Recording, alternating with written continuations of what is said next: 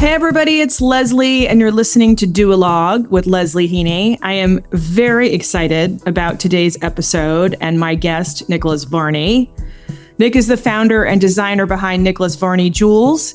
His work has earned him widespread recognition, from appearances in Vogue, Town & Country, and W magazines to being named by Forbes as one of the 5 jewelers working today that you will be collecting tomorrow. In this episode, Nick and I talk about his creative inspirations, his design process, and what it was like growing up as the son of the legendary interior designer, the late Carleton Varney. We also explore where the world's most extraordinary gemstones come from, the journey that these jewels take before becoming jewelry, the stones Nick likes to work with most, and just generally how he approaches his work, not just as a designer, but as a true artist. Nick is brilliant and funny and so talented. It was a pleasure talking with him. I enjoyed every minute of my conversation. I know that you will too. So with that, here's Nicholas Varney. All right, Nick is coming in from his beautiful store in Palm Beach. I'm getting like a great view in the background.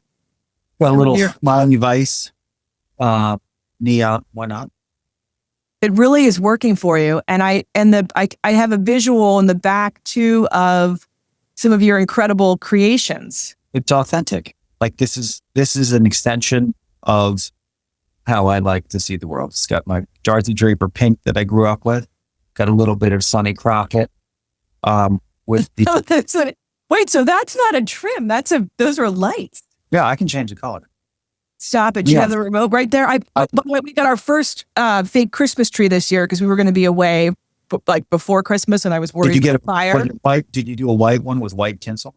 Well, this is why I brought it up. It was green. I did sort of look. If you're going to go artificial, go full fucking artificial. Do the white tree from the 70s with like the white tinsel or the silver tinsel. Go totally fake. I did want to kind of channel Dolly Parton being in Nashville with a white tree. Have you ever been to Pigeon Forge? No, but I want to go. It's not far from here. If you're in Nashville, what you do is you go to stay at Blackberry Farm for 2 days, and then you go to Dolly World at Pigeon Forge. It's not that far away. Yeah. Oh, so you've done both of those things? Many times. I've done them multiple times. I've been to Dolly World. I think Dolly Parton is one of the great Americans. I love Dolly Parton. She's just great. I love Dolly. But anyway, great American. You mentioned your Dorothy Draper pink, and I want to kind of take you back to kind of your life and your influences, right? You mentioned Dorothy Draper. Tell us a little bit about, your background and whatever a human being is subjected to in their life, like visually, stylistically, whatever it is, somehow they're going to react to that, whether it be a positive or a negative. And like my father used to always do these speeches where he'd say your first room is the foundation of your taste. And that could be like you wanted to recreate it, or you hated it so much you never wanted to have anything to do with it. Like if some people would have a Victorian home they grow up in and they become, postmodern people because they were tired of all that clutter or whatever. Yeah. And vice versa. So I think what your influences are reactions to what you've been surrounded with. And I was surrounded as a child with basically a lot of bright, what I call sugar colors, flower colors. Right. And, color theory and color awareness. I mean, that's what we talked about as kids. Like, for instance, colors are a language. The Bauhaus, for instance, was built on using color as a language without borders. And that's why their logo was that sort of primary color circles that we all know. But we're trained as human beings by big business to make associations based on color. So for instance, if you see the Pringles can and you see the Coke can and you see a Skittles bag, it's all the same red color. And what it means to someone who doesn't speak English, it means sugar, and that's an extension of a hibiscus being red and the bird going in and getting the glucose from the flower. Wait, Nick, this is something that you actually, you're speaking about this kind of with authority. There is like evidence to to support that, or there's research there. I love like the when you're saying sort of the right. No, that doesn't. The evidence is the world. I mean, like right. when a bird goes into a flower and takes nectar out of that flower, they're taking sugar out of that flower, right? That's what a bird is doing. And the flower colors resonate with that bird as here I am. This is a beacon of sugar. Come get me on sugar. Because we need it as human beings and as animals need sugars. So when you look at our candy rack at Costco or Walgreens, all of the candy wrapper colors are colors of flowers where human beings are going to get their sugar. You don't see very many moss green Skittles bags, or there's not a lot of aubergine candy bars. It's because they're not sugar colors. They're savory colors. The French have always done a very good job of actually balancing savory with sugar. And my father didn't do that. My father used a lot of sugar colors. In the 70s he did, but he used a lot of sugar colors because he liked that. He liked that old, like, ice cream parlor vibe in everything, Greenbrier, Grand Hotel, all of them. It did. I mean, he was not afraid of color. He wrote 41 books about color, and it's a language. And it's historically so understood as a language. It's a language without a border because everybody gets it. When you put red up there and then that tone of red, you can get diabetes if you keep going back there. Yeah. So was that for him, your father, Carleton Varney, his color evolution originally influenced by Dorothy Draper, or how did that meld together? What was the chicken and the egg of that? The origins of Dorothy Draper, which is the oldest established design firm in America, is the Brighton Pavilion in England, which was King George IV's sort of house by the sea. It's temple-ish looking, almost Indian styled building, but it is completely full of chinoiserie, which was very popular at the time in England, and very big, bright colors. And Draper took a lot of the ideas from that, which is sort of painted white, Baroque sconces, that kind of thing. And started putting it in hotels and around the United States, like Braniff Airlines was all hers. It painted the 747 orange, it painted the 736 red. She was known as a major color person. And they did Howard Johnson's with the orange roof and the oh, wow. Okay. So you go to Howard Johnson's for sugar. So you got those orange and the slush puppy blue thing going. Yeah. And then my father took over the company and continued. What year are we talking here, Nick? What late 60s. Okay. And he was spectacular. I mean, my father was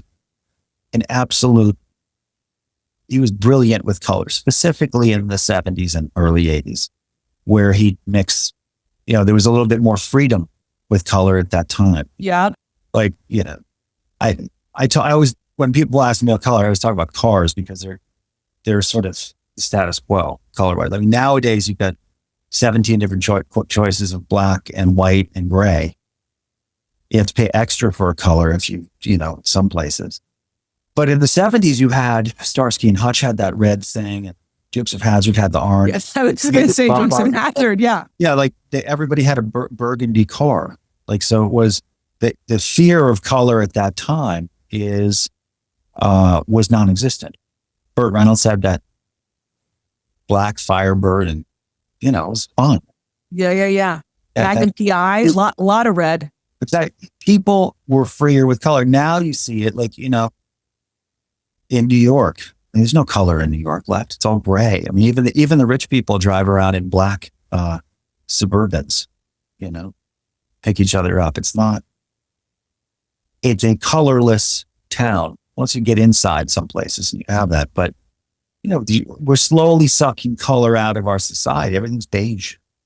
Even the museums are beige. Like every museum has a white or gray wall, but not in Europe. Portrait Gallery in London has this beautiful eggshell, Oricana eggshell blue. Business is black and white. And I was never into that. I was into all the I liked the sugar colors that my dad did. And I liked all that drama. I liked the circus. I liked Japan, and they're very good with color. Yeah. You know, We were just saying that some people, as it relates to people, having a reaction to their own childhood experience, that they either, want to kind of lean into that, or they sometimes want to pivot and go an entirely different direction with their own style or colors. But you really, those colors really resonated with you. You really wanted to lean into that. not really. No. But in your own bit, I mean, I'm looking at you. We got the pink wall. We've got I didn't want to lean into it. I actively didn't want to lean into it. Like this bright, feminine, toffee sort of pink that's on the walls. I just didn't want to be afraid of it. Right. There's no bad color. There's no bad color. So there might be one that, people think is gross or whatever, that other color serves as a foil for something else. It's very important to have tones. And this bright pink, I thought it was Palm Beach. We did it with sort of chocolate brown palm tree veneer and brown leather. So it's red trim. We're a little whacked out, but that's what's fun for me, messing around with these color relationships and what they say to one another. Like every time you wake up in the morning, you see the sky, and often it's orange and sort of light blue or lavender. The evening is the same color combination generally, but it's a very different type of light. And the balance of what tones they are, you can change things so dramatically. Again, that's what I have the most fun with. I have a lot of fun with being able to move the impression by slight moves. Do you know what I mean?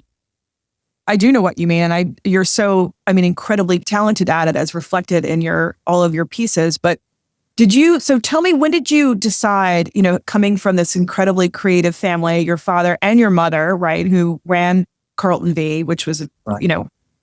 Did you sort of start gravitating towards going to the jewelry design business?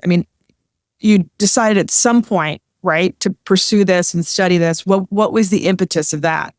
Not very bright. Like, honestly, I never really made any special decision to become a jewelry. Let me tell you a story. When I was 11 years old, we went on a family trip. Sebastian, my brother, my mother, and my father. And my parents were getting divorced at the time. Essentially, there was a lot of anger, a lot of negative energy in the house. Yeah. But we had. Daddy was rich, so we went to Stade, Switzerland on a skiing holiday for Christmas. What are we talking? Is this like 1982? Okay. And my mother saw a ring on the main street in Stade, and I went back with my father to look at it and talk to the jewelry designer. His name was Eric Bertrand, probably 15 times. We bargained. And my father and I would leave. We'd go to chocolate shop. We'd go get a hot chocolate at the Swiss Chalet next door. And it was very glamorous. I had my I was going to say, I love the scene, the scene that you're setting. Oh, there's snow on these beautiful Tyrolean roofs. And even though it's not the Tyrol, the whole thing was fun. It's like glamorous, rich, and travel. And I was like, we're buying jewelry that sparkled. It was very captivating. And I was proud of my father that he could afford this stuff because, expensive. Yeah. So after numbers of negotiations, he bought the ring for my mother, and he gave the ring to my mother on Christmas morning. Okay. And it was like all the negativity in the family was gone, like immediately. She opened that little stupid thing was a sapphire ring, Tori and and all those dark clouds were like blown out to sea. Now it probably only lasted 2 weeks, but I'm pretty sure in my child mind I was like, that little thing did that. Yeah. And I wanted to hit that note. If you could blow away all negativity by making something that sparkled and was pretty, I wanted to know about it. So that's ultimately what I did. And at some point in time, I thought I was a jewelry designer. I'm not a jewelry designer. It happens to be jewelry is my medium, but I'm a total artist. Like Yeah, jewelry. I would make a distinction between jewelry design and art as whether or not decisions during the process of making the piece were made solely because of money. And when I make a jewelry, money is like in the rear view mirror. Now that may seem negligent, but it's essential. Like you can't make something fresh if you're trying to, if the piece at the end of the day looks like it was made to be sold. I like to make the pieces and people look at them because I can't help it. You know, I would do this for free.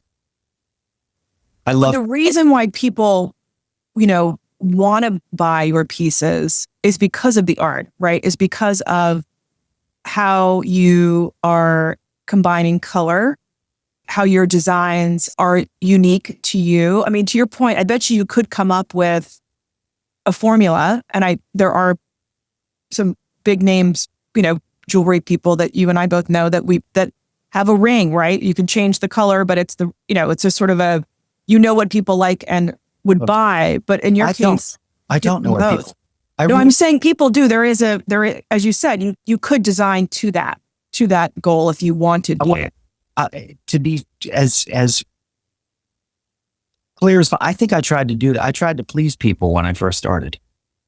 I did. I made a piece of jewelry, and if somebody made a suggestion, I'd be like, you know what, great. I want to please you, and that's what people expect. Right. Jewelry designer. They come into the store and they say, "Hey, Nick, can you do a peridot here instead of a so and so and a so and so?" And the jewelry designer always goes, "Yes, I can do that. I'd love to help you with that, Janine." And they do it for them. But if you can't walk into a painter and say, "Hey, Randy, painter, my wife likes coral. Can you just do the top left portion of the painting in coral so it matches the drapers?" The artist would kick you out. Right. So what's the difference? It's one who's accommodating people and one who's totally not accommodating. Like you don't tell an artist, "I'm totally not accommodating." I love it. By the way, I love that. And I think that probably, obviously it's definitely resonating with your clients because you have to trust the artist, right? They are funny. It's funny. I had a couple of people come in here the other day and they sort of, they were commissioning something and they were used to sort of having a say and wanting to make sure that the person who's made it for them didn't go off the rails. And so she was telling me what she wanted, but at the end of the conversation, she would say, "But I don't want you to really listen to me. Just do what you want to do." Yeah. And I finally said to her, I was like, "Look, I heard you, everything you said about what you wanted, but I'm going to forget it by the time you walk out the door," which is totally true. I can't do a good job for her unless I'm totally happy myself. And sometimes they say something and I feel like I can work it into the design and it might be sort of fun and I learn something from it. So I do that, but no, I do exactly what I want. I love it. I mean, this whole Varney, there is a common Varney thread. You must know that. And that kind of encapsulates it right there. You guys have your own. How can you be an artist and try to please everybody? David Bowie used to talk about it. He'd say an artist does his worst work when he tries to fulfill the expectations of somebody else. I don't know what people want. I have no idea. I grew up in an absolutely wacky household. I have no idea what the average American wants. Well, let's get back to the wacky though for a second. So you have this moment in Stad, right, which sort of changed your perception, or you had this the power of that particular item, or you just loved how that piece or that thing was able to transform, a mood, a dynamic. You just saw the power in it, right? In a positive way. There. And then you decide, you go to college, right? You graduate. Did you have in your mind, okay, I do want to pursue that and study that, or go to the Gemological Institute of America in Vincenza. I want you to note my pronunciation there. And then, so at some point you decided I want to pursue this, right? Yeah. Formally. And then you go there. How long do you study there? I studied there about stones for about a year. Okay. And what is happening there? Is it like the epicenter of that as a place to go, or why did you choose that? I had a great time. I really just wanted to go to Europe and have a nice time. And I had this beautiful Panamanian girlfriend, and she was Panamanian. Yeah, my college girlfriend. I was a fabulous woman, and she was living in Paris, and I go up to Paris. So I really just sort of doing. Yeah, I'm with you. It's very romantic. I was trying to enjoy my life, and I was trying to learn about gemstones, not because I got a credential, but because I really was interested. So, it was never really work. It was never really school. It was super fun. And then on the days off, in the pouring rain, I'd get on the train, I'd go to Venice and walk around the streets for 6 hours. And I'd made friends, you just go on walkabout. So that's what I did. I went on walkabout. So you had a 1-year walkabout, and then you come back to New York. Came back to New York, worked at David Webb, which was on 57th Street at the time, for a year. And it was a fabulous experience because everybody hated me. And I was going to ask how that was. All the salespeople were like 90, and middle of the day, they'd ask me to color their shoe with a marker. It was the weirdest shit. And they would never let me talk to anybody who had anything, was going to buy anything. There was an angry client. So you were back of house. You were not front of house at all. I was a whipping boy, and I was getting paid nothing, and I learned so much. It was incredible. The biggest one was that with web pieces, they're very heavy, so women complain about the weight on their ears. Not that they're not beautiful. I love web jewelry, but I would get the women who came in with a real mean on that were like, these earrings suck and they're too heavy. So the beating that I consistently got was about the weight of an earring. Okay. Web makes big earrings, and I always liked those big earrings. So the great lesson from that first year at David Webb was make an earring the right way, and it served me. I can't even tell you how important that is. Designers forget about how important it is that a woman doesn't take her earring off at 8:30 at night at a dinner party and you know what? And just going, oh my God, I'm my eyes are watering. You can't do that to a girl. You were because guess what? The ones that cinch my ears, and we can talk offline, I can tell you who made them. Yeah. I do take them off. And actually, if I'm deciding which ones to wear, you want to wear the ones that don't hurt your ears. Exactly right. So is there a sweet spot weight on that? Or you just kind of know, did you do some trial and error? Balance plays into it too. I mean, basically 13 penny weights would be very high for me, but I've done it, but it has to be balanced perfectly. I just can't get away with it. If an earring hurts somebody, I'm going to hear about it, and I really don't want to hear about it. So I just make sure. Also, the cinching with the, do you have the piercing with the clip? That's I do clip on everything. But you have to have the right clip. Otherwise, I could give some of my earrings to the United States, Secret Service or the CIA to use in an interrogation technique. The wrong jewelry box can look like a torture chamber. Yeah. Yep. By the way, we could make that into a bumper t-shirt. All right. So you come out, you're working at David Webb. At what point were you like, you know what? I've got this weight thing down. I know that that needs to be perfected. You're learning a lot. You're back of house. You're coloring people's shoes, these older ladies. I was jacked up, but it was great. It was a good time for jewelry. Then Harry Winston called me, and this guy named Eddie Van Geest. And he said, why don't you come work for Winston? I thought this would be nice. I'll go work. So I went and interviewed at Winston with this guy who was definitely on coke during the interview. Forget his name. What was the tip off? Was it jaw movement or? It wasn't, put it this way, as it wasn't close. It was like noon. And this guy would leave it. I followed up with him 5 times. They never called me back. I'd already sort of left Webb saying I was going to go to Winston, but they never called me back, and I had no job. So I wound up, I knew I always wanted to make jewelry. I was like, might as well make it now. So I started making it now or then, and haven't really looked back, but it's been a sort of, it hasn't been a direct line to the goalpost. When was this? We're looking at 1994. Okay. And so you decide to go out on your own. You already sort of mentioned that you kind of, at the beginning, which makes sense, you're like, a starting out entrepreneur, maybe you're taking feedback from clients about what they want, trying to please your clients. Where do you then and now, and maybe it's evolved over time, but where do you get your inspirations for your designs? You mentioned like the sunset and the colors of the sunset. I don't think about it.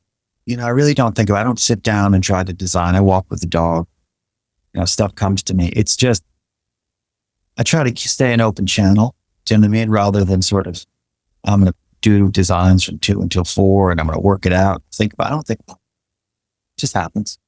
Sometimes I wake up in the morning, it's there. So I interviewed this guy, Adir Abergel, who's a friend of mine. He and I met on a hiking trip. It's a longer story in Italy. And he said to me, he will sit in Paris sometimes, not to your point, like not like he's reserving a particular time, but if he's in a cafe, he just kind of looks to see, he's a hair stylist and to celebrities and stuff. Like what kind of trends, like what's happening? Or he finds inspiration just like watching people on the street in certain cities, what they're doing, what they're wearing, what they're gravitating towards. For you, is it more, you mentioned walking the dogs, is it more like natural influences, like looking at, you talked about flowers with the color earlier. My goal with the whole thing is to make something that helps me understand how I coexist with the rest of the world. Because I don't really feel like I'm not on the same wavelength as most people. I don't know what most people are talking about. I'm not computer oriented, like probably a dinosaur in many ways. And I've always probably felt like I was a little bit outside of the cool kids, ultimately. I don't think that would be how people perceive you, but it's interesting that you perceive yourself. I see myself that way. Okay. And I really have only focused on making things that help me tune into how I coexist with the world. And that's the point of the pieces. It's not really to sell them. It's to find my own voice, ultimately. Like what do I think is beautiful? How can I put all the pieces of this diverse exposure into one place that says it all in one concise package? And that's been the trip, and it's been trying to get there, and it's hard to get there. Your ego will get in the way. Like you'll talk to people who will say you need to try this or try that. You were saying a lot of stacking bracelets is really popular. Like, and you'll go, oh, maybe I should like a stacking bracelet. I've never done well when I sort of followed a trend or tried to be like anybody else. I only got someone where when I tried something, it was usually risky and it worked. And well, maybe you're actually setting the trend. No, I don't make enough money to set the trend. I don't have a PR person. I'm not trying to set a trend. I don't know, Nick, but like, I mean, you would know better than I, but like, I just feel like at some point when, people are real artists and they're kind of pushing, doing things, as you said, kind of outside the lines, or you looking in, you then do tend to do things that are, people that are unique and you're not seeing everywhere.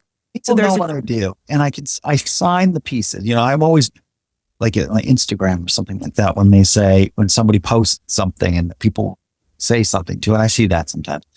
And they say instantly identifiable. That's the greatest compliment I could get. Instantly identifiable.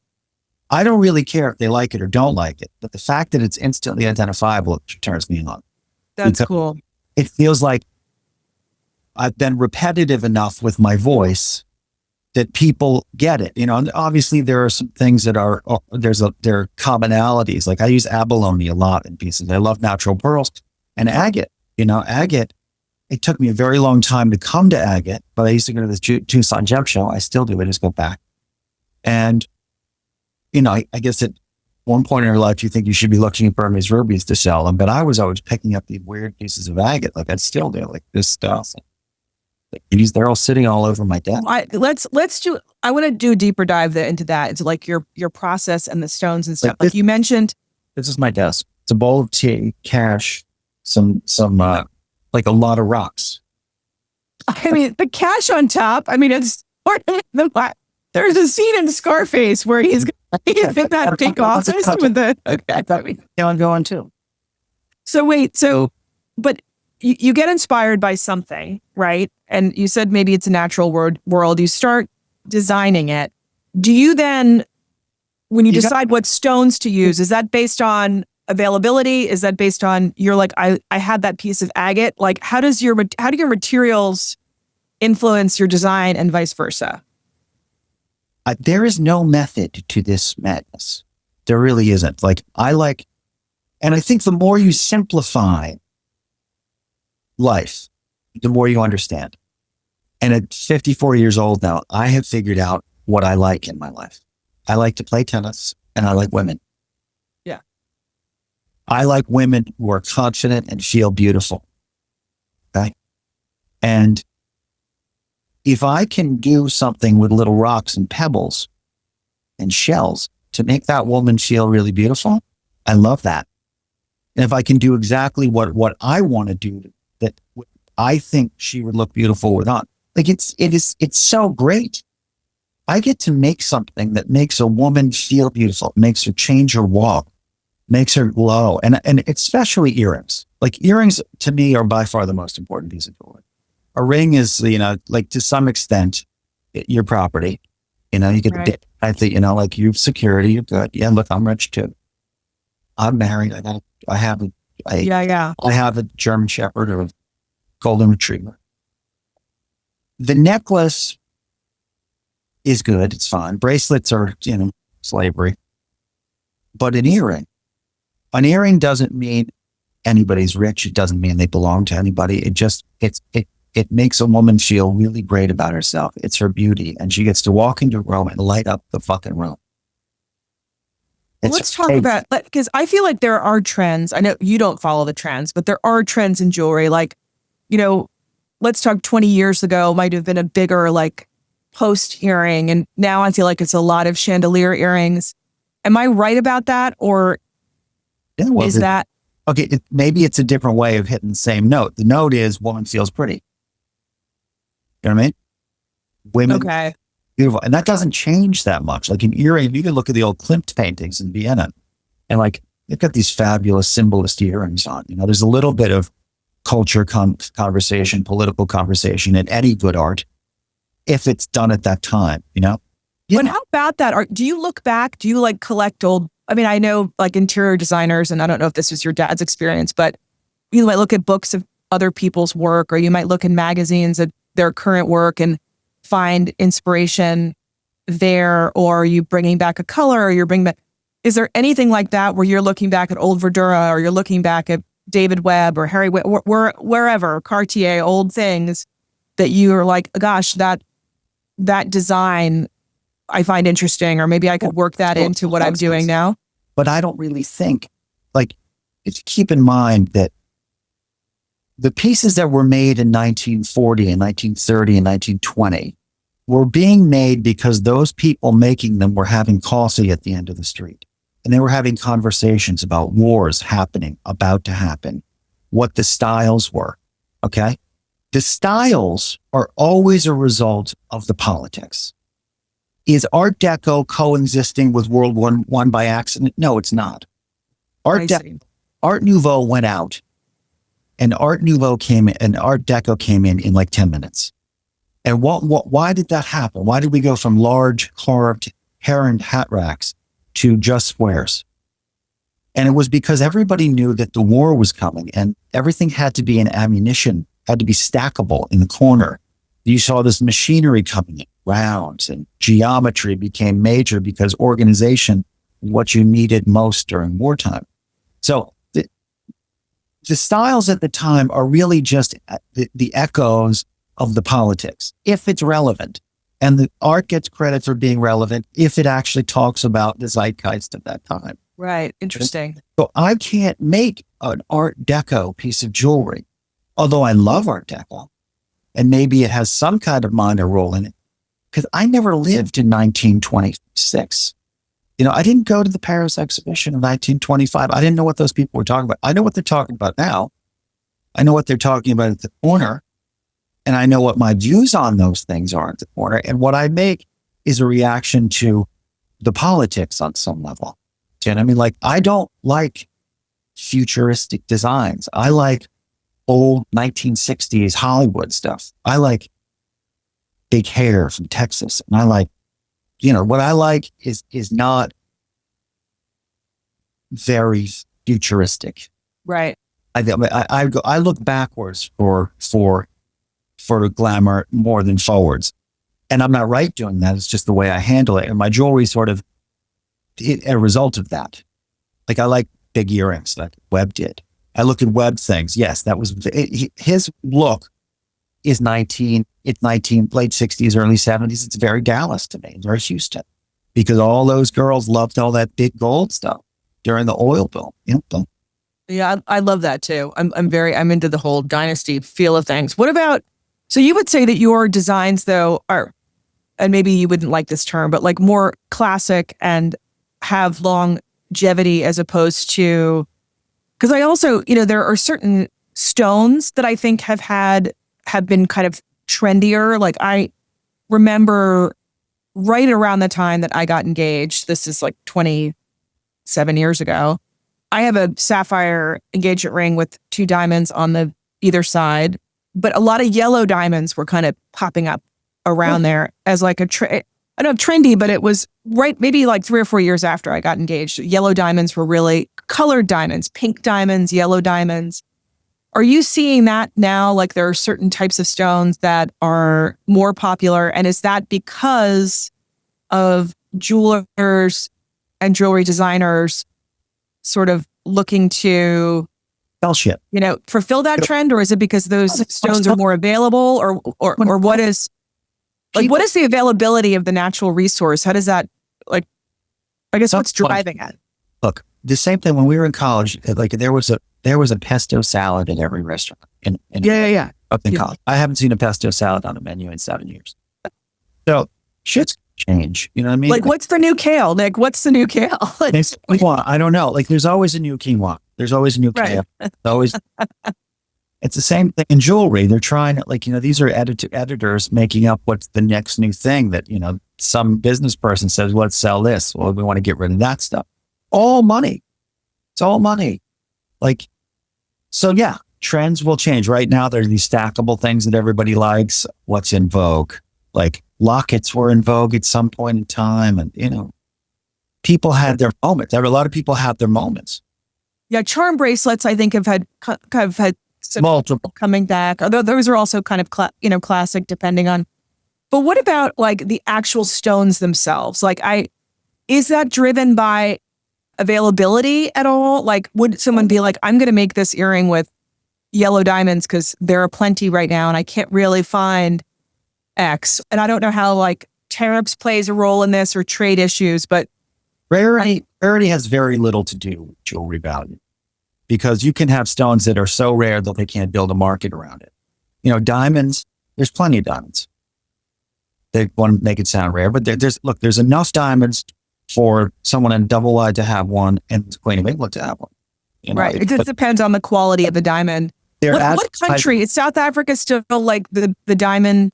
Is that or Africa in general is where the primary source of diamonds? That's where the story started. The De Beers, Yeah. The mines there, but no, like, is South Africa the best diamond mine in the world? No, it's a Cape color stone is a light yellow. The Russians have the white ones, and the most diamonds in the world come from Australia. Like 42% of the world's diamond. No, interesting. From Argyle. Like, people don't even think of Australia. It's by far the most diamond producing country in the world. What about, so is Colombia the source of emeralds? I see that in the airport. I get my sources from the airport. What's that? For a certain quality of emerald, yeah. Interesting. It's a different. Emeralds exist in other places too. They exist in Egypt. They exist in all over the world. But what about India? Like, where do you go if you're going to go source stone? I feel like India is a popular place where the people are often going to source stones. Is that because the stone market's coming into India from other countries, or is India actually a place where they're mined? The Indians, like, jewelry's part of their culture. Like the richest jewelers in the world are Indian jewelers because, if I get someone walk in here and they buy a piece of jewelry, that's nice. But in India, somebody walks in and says, we have a wedding. We need 275 pieces of jewelry. Can you do it by, the start of the wedding? Like it's part of their cultural thing. So the jewelers are making hundreds and hundreds of pieces for one party. Wow. And they love it. They wear lots of gold. It's got a specific quality element to it, and it has a specific look to it. I mean, what Indian jewelry looks like. These people love it. They love gold. Like Indians collect gold. They wear it like crazy. English people don't even know. They want to make gold 9 carat English. So it's a different cultural vibe. So, they've got. But how does it affect your designs? Like, I look at Indian jewelry, but I'm not into Indian jewelry. It's like Indian jewelry. No, I mean for yourself. Like when you're drawing something, you like draw your design, I'm assuming. I don't know what your process is. But then you're like, okay, agate. But are you thinking of that piece that you have there on the Scarface coffee table with the money and all the stones there? Or are you thinking about it just agate in general? Or I'm just hanging out with the stones. Hold on, let me see. So I'm not trying. I'm just sitting here. I'm going to do it on a close-up for you. And I sit next to this basically all day. All this stuff. Okay? And I've been taking this, which is called phosphorite and abalone by just... Yeah. And then, hold on. And then I have a couple stones together. And I have a couple stones on the table. I hear them. And I'm not designing anything. I'm just hanging out with the stones. And when I see a combination that turns me on, hold on. Sorry, trying to get this thing. No, this is good. I like that we're getting like people, you need to watch this on YouTube if you're listening so you can see all that. I mean, you can see, maybe we can show it on Instagram too, but yeah. I don't know if it's in focus or not. Yeah. Congolese tourmaline that's sort of orangey green with phosphorite and abalone. Like nobody's hanging out thinking about that shit. Like, what if I do it? Because you can't, with color, there's no such thing as clean color memory. You have to see it together, or at least I did. And when I see something together, just hanging out, having my tea, and I know it's talking to me, I know I can make a piece of jewelry out of it. And then I get to add diamonds and gold to these things. It's going to win. It's going to look good.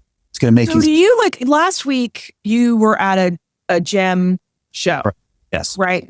And I do want to give people a little behind the music on the industry itself. So people like you or people like Harry Winston or David Webb or whoever that work for those companies will go to the gem shows, look and see what the different dealers are selling in terms of raw stone. It sounds like you might buy some things without even having the design done that you're going to make that into a ring and then have it like socialize with it, spend time with it, be inspired by it, and then design from what you've got on your table there. Or maybe you do that and you also do the going for the design. I buy all the stuff that I think is pretty. And I might not know why I think it's pretty, but I buy it and I stick it on the table. And I have multiple tables like this. And I just hang out with it. I like being around the rocks, I like that. Maybe we should have a cocktail party around that, but I know you don't want my input because you've got your own. I'll listen to you and I'll let it walk like poetry. It sticks. Yeah. There was a major mistake in the jewelry industry at some period in time. I can't put my finger on when it was, but they separated transparent stones and precious stones from the rest of the minerals in the world. Okay? So like if you go to Winston, you're going to see a ruby, a diamond, a sapphire, maybe a peri, a tourmaline, yellow gold, and white diamonds.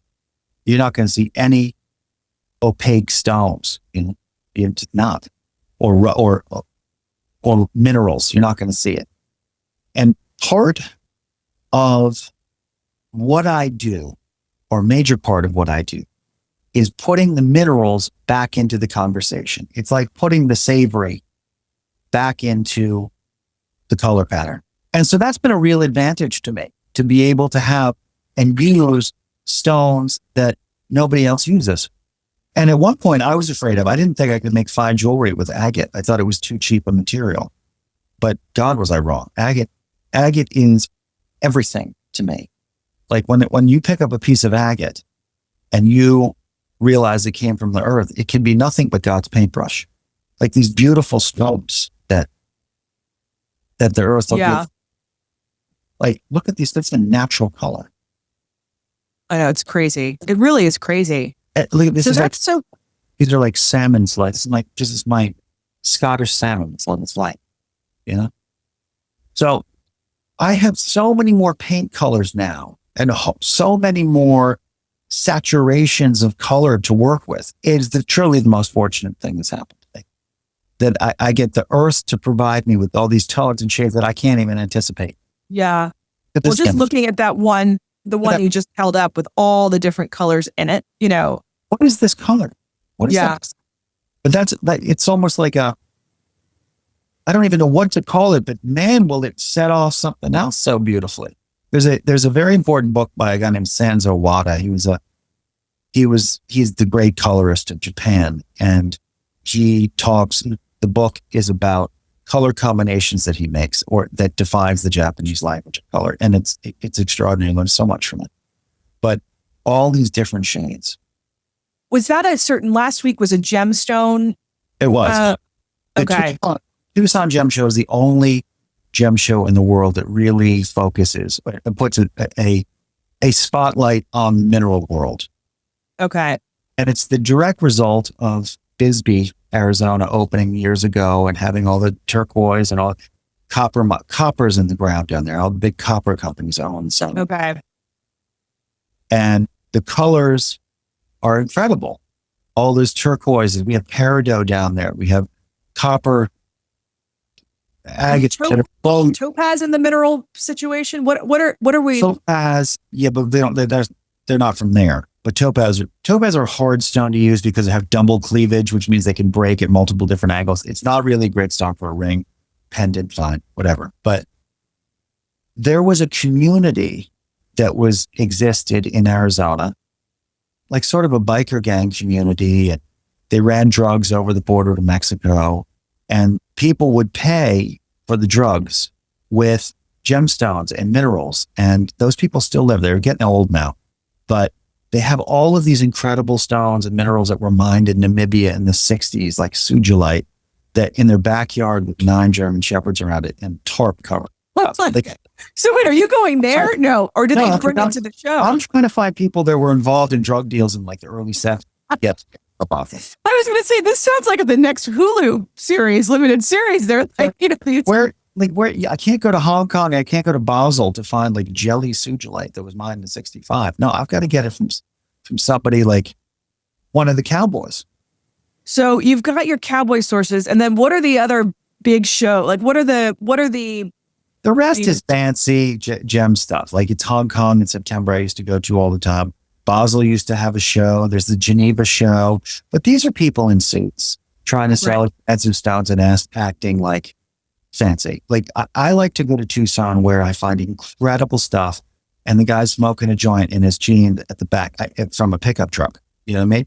Because that's where you really find, or I find, those incredible colors to pair with all of the things that we know, diamond. Yeah, you're ultimately, we're dressing these stones.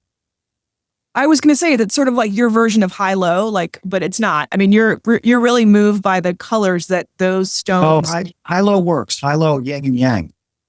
You know what I mean?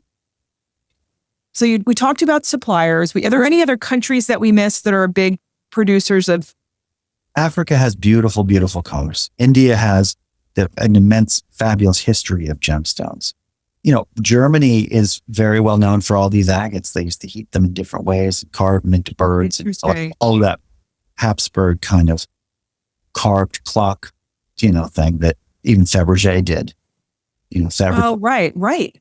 With all the banded, like carving rhodochrosite into a hippopotamus. Now, I like those things more now than I ever did, because the humor in the jewelry and the use of minerals is essential If you only go with the fancy stuff, you're getting emotional diabetes. All that sugar. Give me some health food and give me some modest materials. You want the savory. Right? Which you said is the minerals. Yeah. What about, how is your business affected by the larger world economy, or Darren mentioned it, politics? Like, with tariff situation earlier this year, was that big impact on jewelry pricing, access to stones? Jewelers have been smuggling since Tavernier did it in Venice. Like, I'm sure, I haven't brought anything in from Europe, and I'm sure that if I wanted to, I'd have to walk around it. Sometimes, like, the tariffs make it impossible to get a stone in. I can't have a stone sent from Antwerp to the United States, pay the tariff on it, and then send it back, because most of these things are on memo. So, I don't have to do that often. There's stones here, but I don't think it's going to really affect the jewelry community, because they're going to smuggle it. Interesting. That's part of the jewelry lore. It's like they've been smuggling. Why do you think you're paying so much for a Burmese ruby? Because it got smuggled out of Burma and who knows where. Interesting. Yeah, it's part of sort of art, there isn't with art, like an issue with establishing provenance, that it wasn't owned by, someone that was taken from them, in Germany, in 1939. Is there anything like that equivalent in jewelry? You mean did jewelry get stolen from everybody? Well, it did. I mean, you look at the Romanovs, when they were shot, one of the reasons why it took them so long to die, right? They had their jewelry sewn inside their clothes. Didn't they make that movie Blood Diamond with what's his face? Yes. Okay, so that is a great story, but a blood diamond, let's say the diamond comes out of the ground at 15 carats, 26, and they find it and they chop someone's arm off, and that 7 people have been killed by that 15 carat stone of existing. You trim it to 1475 and it's not the same stone. Wait, repeat that again. Diamond, let's say we have all found out that there was a 15 carat yellow diamond that came out of the ground in Letho, and 5 people have been killed because of it, trying to smuggle it, like the movie, suggests. Right. Yeah. If you trim that stone half a carat, all you have to do is say it's a different stone. So, oh, interesting. You can clean it in 10 seconds. It just makes it easier for the big companies to buy it from these people. Because once you've made it in something else, who's to say what the origin of the stone is? Trim it. No longer 1506, 1432. It could be definitely a different stone. So interesting. It's all good stories. And I don't know why we don't have some kind of a side deal we need to have a side deal with a streaming service. I mean, we've got I don't think this is unique to jewelry, but the advantage. No, it's not. But there's some good stories, to your point. There's some really good stories. Okay. What about Pinnacle? Is there any accolade for you personally, or just to give people more of a window into this world, for jewelry designers in general, that's kind of your Oscars or your Academy Awards, or being at a certain show? Or what I like doing the most, what's the best thing for me, it could be the most complimentary deal, is when I'm having cocktails or smoking a joint with other artists that I admire. When we sit around and we talk about art stuff, we talk about art people things, you know what I mean? Yep. You're in the club when you're in the club. I sit with great artists, truly people that I admire, I think are fucking titans of the world. And they talk to me as if I'm on their same level. That is so gratifying. It's the most great. There's no award, no speech, no anything. Right. Hanging out with people that have invited you to be in their club. Right. In their sort of among their other. Yeah. And for me, that's not people. always, that's not jewelry people per se. It can be, and some of them are, but it's painters, it's sculptors, right. It's musicians, it's people in the arts that are trying to make a difference. or can't help it. They've got their own language. That's a very easy conversation. It feels good. That's a very cool way to think about it. Like I can't have more fun than going out to a shit restaurant, playing dominoes with artists and like talking about things that would be very hard for other people to sort of get the gist of, like. And are you getting inspiration from those conversations for your own work? 100%. I learn a lot from those conversations. What about though, there has to be though, I mean, you've been in a lot of shows, your art, like your pieces as art viewed, by others, not for it to be for sale necessarily, but to kind of build up. And I don't know much about this. I'm looking for you to tell me, but I think that there is like, if it is like art, let's say like paintings or sculpture, excuse me, like the value of that piece goes up depending on what show it's in or what museum it's been in or who's right. So is there an equivalent? I'm sure that counts. All provenance counts. Process like within jewelry and like, is there an Academy Awards? Is there for podcasters, it's the Webby Awards, which at this point I've given up. But there are jewelry awards, certainly. Okay.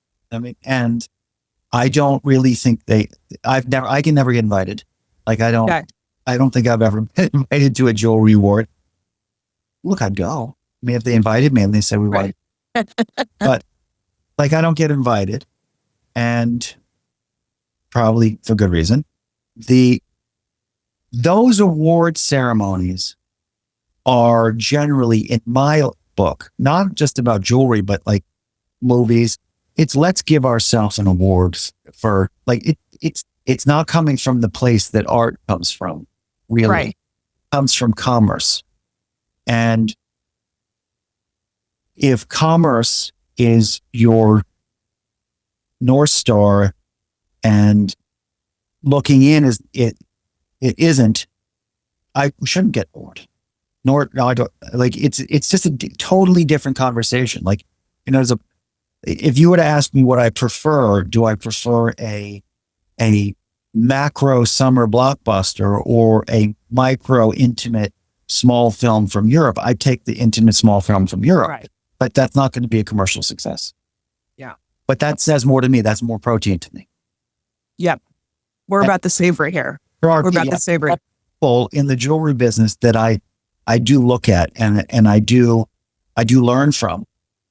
And there are people in painting and sculpture and all those sort of things. Yeah. And that is I get a great deal of joy out of that and struggle from it, because sometimes, you see something and you're like, person got that. How, like, you don't want to copy them.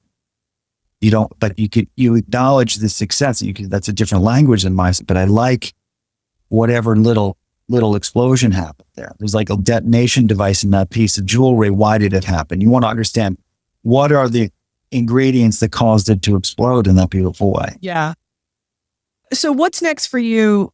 Is there We're doing a book right now, which we like. Oh, that's great.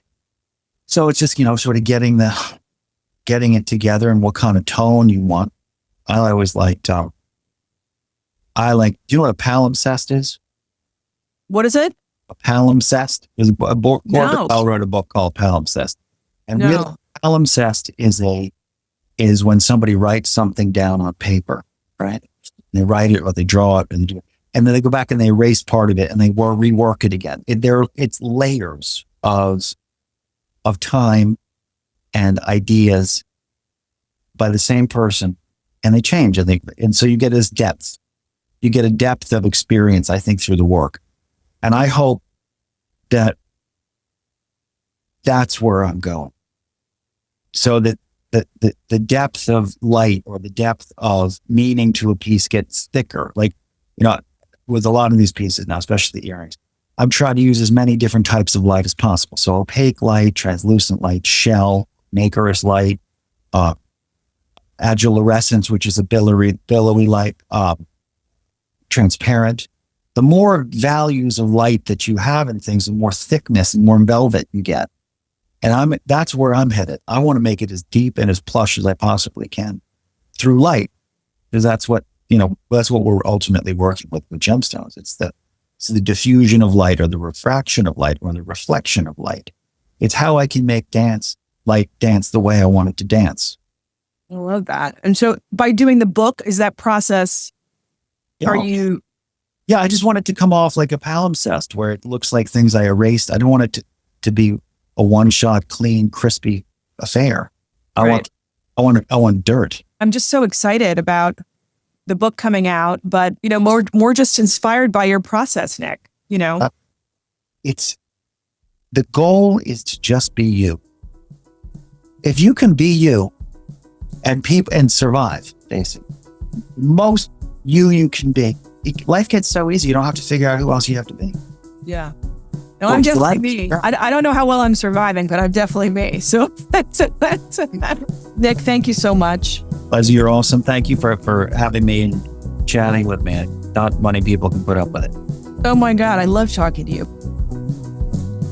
That brings us to the end of this episode with Nicholas Varney. A huge thank you to Nick for joining. If you enjoyed this episode, please be sure to like it, rate a review, and subscribe to our podcast. And also be sure to join us over on Substack at Duologue Diaries. This is where I release behind-the-scene peeks from my episodes, deep dives into the episode, more exclusive content, including giveaways and live Q&As with special guests where you can ask your own questions of my guests. So that's at Duologue Diaries on Substack, or you can find it also on our website at duologuepod.com. In the meantime, this is Leslie, and thanks for joining Duologue. We release a new episode next Wednesday.